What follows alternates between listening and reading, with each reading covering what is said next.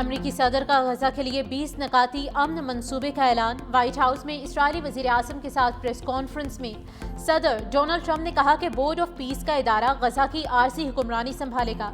وہ اس بورڈ کے صدر ہوں گے، جبکہ سابق برطانوی وزیر اعظم ٹونی بلیئر بھی اس کا حصہ ہوں گے۔ نئی انتظامیہ میں حماس کا کوئی حصہ نہیں ہوگا۔ امید ہے حماس سے بھی مثبت جواب ملے گا۔ معاہدہ قبول نہیں کرو گے تو ختم کر دیں گے۔ مزید کہا کہ اگر حماس نے معاہدے کی منظوری نہ دی تو پھر اسرائیل جو چاہے کرے۔ منصوبے کو عرب اور مسلم ممالک کی حمایت حاصل ہے۔ منصوبے کے تحت فریقین کی رضامندی کے بعد غزہ میں فوری جنگ بندی ہوگی۔ اسرائیلی فوج کا غزہ سے مرحلہ وار انخلاء یقینی بنایا جائے گا۔ فریقین اسرائیل کے انخلاء کے لیے ٹائم لائن پر راضی ہوں گے۔ امید ہے ایران ایک دن ابراہیمی معاہدے کا حصہ بنے گا۔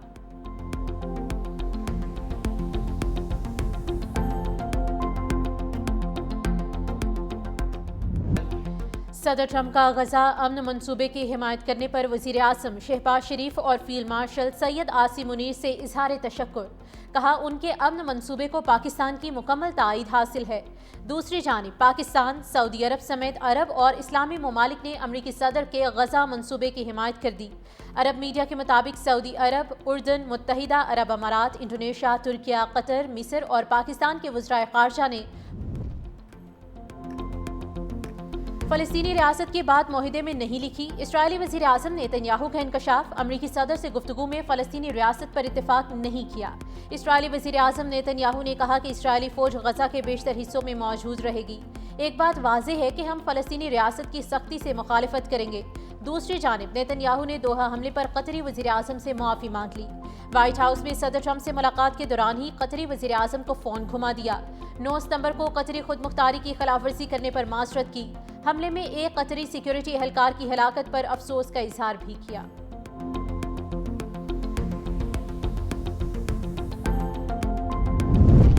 قطر نے حماس کو 20 نکاتی مجوزہ امن منصوبے کا مسودہ دے دیا۔ حماس کا کہنا ہے کہ جائزے کے بعد رد عمل دیں گے۔ ترجمان کا کہنا ہے کہ ٹرمپ کا غزہ جنگ روکنے کا منصوبہ حقیقی یا منصفانہ حل نہیں، یہ ایک نئی سرپرستی مسلط کرنے کی کوشش ہے جو اسرائیلی قبضے کو جائز قرار دیتی ہے۔ یہ منصوبہ خطہ تباہ کرنے کا نسخہ ہے۔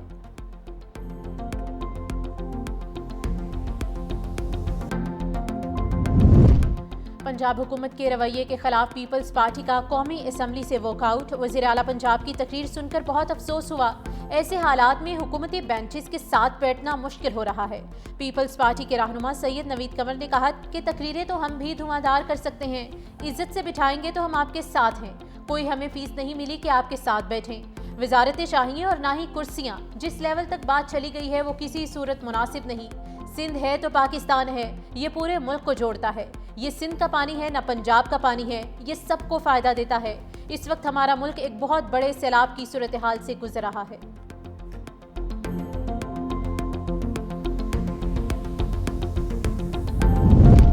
وزیر قانون اعظم نذیر تارڑ نے پیپلز پارٹی سے معذرت کر لی۔ کہا یہ ہمارے گھر کا معاملہ ہے، اتحاد قائم و دائم رہے گا۔ یہ ذہنوں اور جمہوری نظریے کا اتحاد ہے۔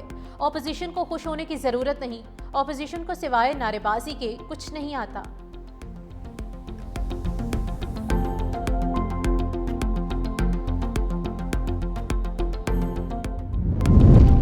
قومی اسمبلی اجلاس ختم ہونے کے بعد پی ٹی آئی ارکان نے اپنی اسمبلی لگا لی۔ پی ٹی آئی کے ارکان اسپیکر ڈائس کے سامنے بیٹھ گئے۔ پی ٹی آئی ارکان کی جانب سے اسرائیل کا جو یار ہے، غدار ہے کے نعرے لگائے گئے۔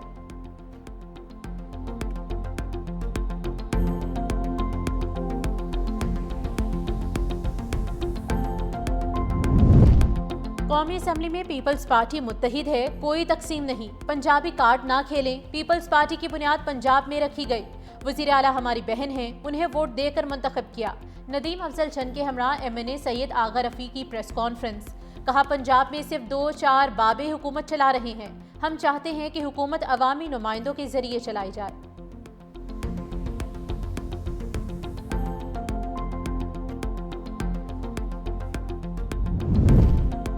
دوسرے صوبوں نے پنجاب کے سیلاب پر سیاست کی۔ میں سیاستدان نہیں بننا چاہتی تھی۔ پاناما لانچ ہونے کے بعد نواز شریف نے مشکل وقت دیکھا۔ مجھے بغیر کسی قصور کے 2 بار جیل جانا پڑا۔ میری جیل کی زندگی آسان نہیں تھی، تندور کی طرح کمرہ تپ رہا تھا۔ مریم نواز کا تقریب سے خطاب۔ کہا میں چاہتی ہوں خواتین کے لیے پنجاب کو محفوظ بناؤں۔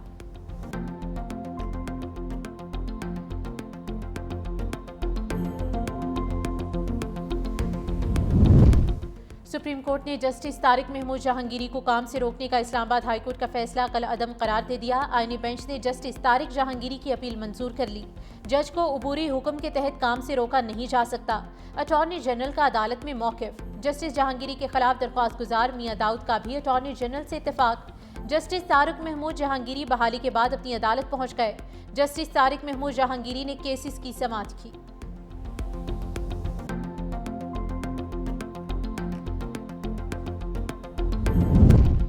ग्रेड 17 से 22 तक के अफसरान के असासे जाहिर किए जाएं। IMF ने गलत बयानी पर ब्यूरोक्रेट्स के खिलाफ कार्रवाई का मुतालबा कर दिया। पाकिस्तान के 1 अरब 20 करोड़ डॉलर की किस्त के लिए मिशन से मुज़ाकरात।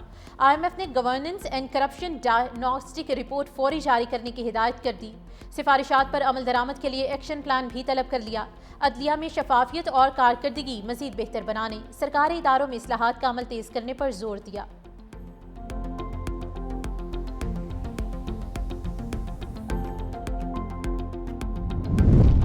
IMF मिशन के साथ मुज़ाकरात का छठा रोज। IMF मिशन की आज FBI टीम के साथ मुलाकात होगी। FBI टीम मिशन को करप्शन डायग्नोस्टिक रिपोर्ट पर अपना मौक़िफ़ पेश करेगी। महसूलात के मामले पर भी तफसीली ब्रीफिंग दी जाएगी। FBI हुकाम मिशन को रेवेन्यू अहदाफ से मुतालिक तफसीली ब्रीफिंग देंगे।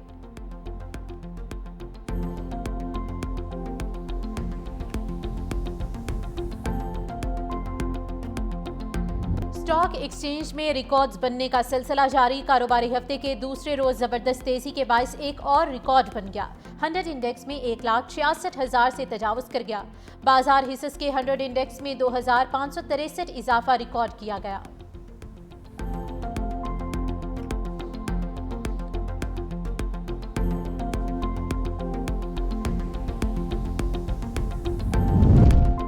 एशियाई तरक्याती बैंक ने पाकिस्तान की मईशत में बेहतरी का एतराफ़ कर लिया।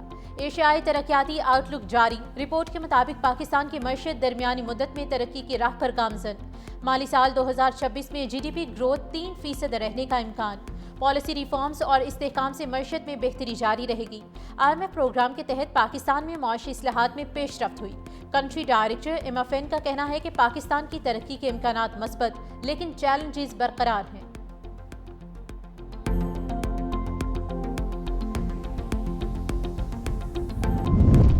इनकम टैक्स रिटर्न जमा कराने का आज आखिरी रोज। FBI ने डेडलाइन बढ़ाने की खबरों की तरदीद कर दी।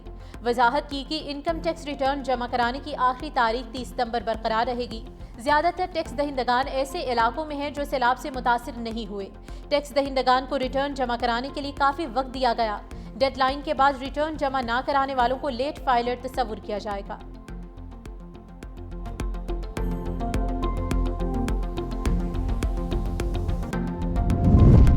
पाकिस्तान ने खुद मुख्तार पायदार फाइनेंस फ्रेमवर्क लॉन्च कर दिया। फ्रेमवर्क के जरिए ग्रीन, सोशल और सस्टेनेबिलिटी बॉन्ड्स जारी किए जा सकेंगे। वजारत खजाना के मुताबिक सिटी बैंक और डॉइचे बैंक ने फ्रेमवर्क की तैयारी में मुआवनत की। सस्टेनेबल फिश ने पाकिस्तान के फ्रेमवर्क को एक्सीलेंट करार दिया। फ्रेमवर्क आलमी पायदार फाइनेंस तक पाकिस्तान की रसाई बेहतर बनाएगा।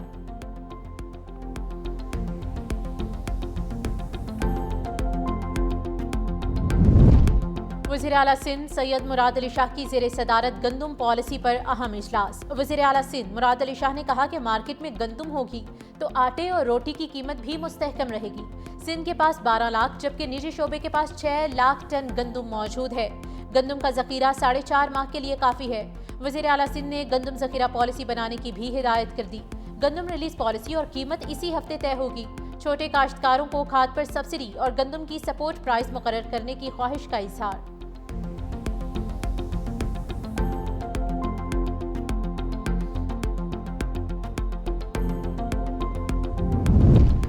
बानी PTI ने मोइन कुरैशी को अपोजिशन लीडर मुकर्रर कर दिया। जनरल सेक्रेटरी PTI सलमान अकरम राजा कहते हैं कि साबिक opposition leader Punjab assembly Malik Ahmad Khan Bhachar अपना मुकदमा लड़ रहे हैं।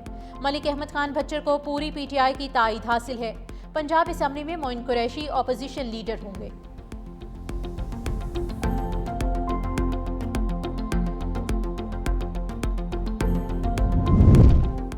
पंजाब में तालीम का रुझान तेजी से बदलने लगा। जामियात में रिवायती मज़ामीन की मकबूलियत में नुमाया कमी होने लगी। रिवायती मज़ामीन में 45% से ज़्यादा दाखिलों में कमी रिकॉर्ड। تاریخ، فلسفہ، سول، الیکٹرک اور میکینیکل انجینئرنگ کے مضامین اپنی کشش کھونے لگے۔ بایولوجی، کیمسٹری اور فزکس جیسے مضامین کی پذیرائی میں بھی کمی۔ سوشیولوجی، پنجابی، عربی اور آرکیٹیکچر جیسے مضامین میں نشستیں بھرنا بھی مشکل۔ I T, soft ware engineering, data sciences, allied health sciences اور نرسنگ کے داخلوں میں میٹرک بلند ترین سطح پر پہنچ گیا۔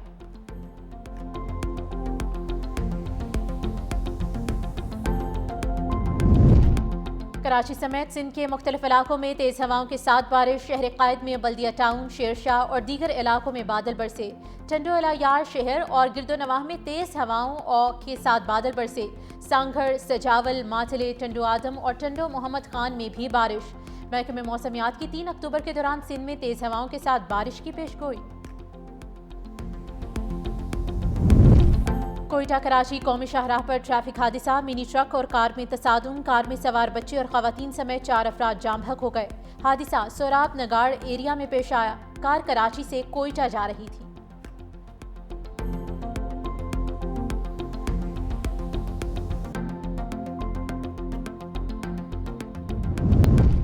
قیدی اب جم ٹریننگ بھی کر سکیں گے۔ کیمپ جیل لاہور میں پہلا اوپن ایئر تھیٹر اور جم قائم کر دیا گیا۔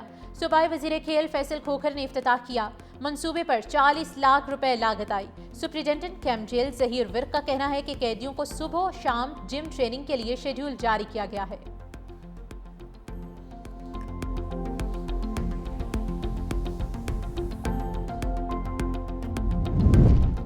صفاق اسرائیل کے غزہ پر وحشیانہ حملے جاری۔ نصیرات پناہ گزین کیمپ سمیت مختلف رہائشی علاقوں پر وحشیانہ بمباری۔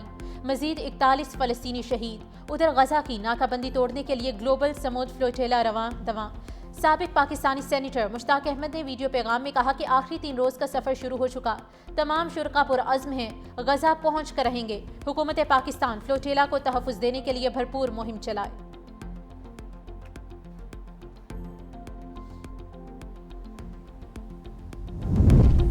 ٹرمپ کا مودی سرکار کو ایک اور جھٹکا۔ امریکی صدر کا غیر ملکی فلموں پر 100% ٹیرف کا اعلان۔ سوشل میڈیا پر لکھا کہ دوسرے ممالک فلم سازی کا کاروبار امریکہ سے چوری کر رہے ہیں۔ ٹرمپ کے فیصلے سے بالی ووڈ سمیت دیگر غیر ملکی فلم انڈسٹری متاثر ہوئی۔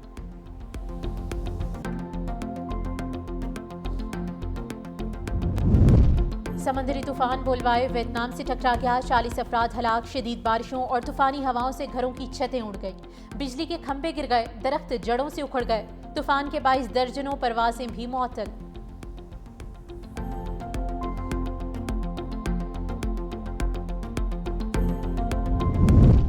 پاکستان کا مزید 3 سیٹلائٹس خلا میں بھیجنے کا فیصلہ۔ آئندہ 6 ماہ کے اندر سیٹلائٹس کو لانچ کیا جائے گا۔ اسپارکو کا کہنا ہے کہ سیٹلائٹ سے انوائرمنٹ، کلائمیٹ چینج اور دیگر چیزوں سے متعلق مزید اچھا ڈیٹا حاصل کرنے کے قابل ہوگا۔ پاکستان بھارت کے ڈیمز کو سیٹلائٹ کے ذریعے مانیٹر کر رہا ہے۔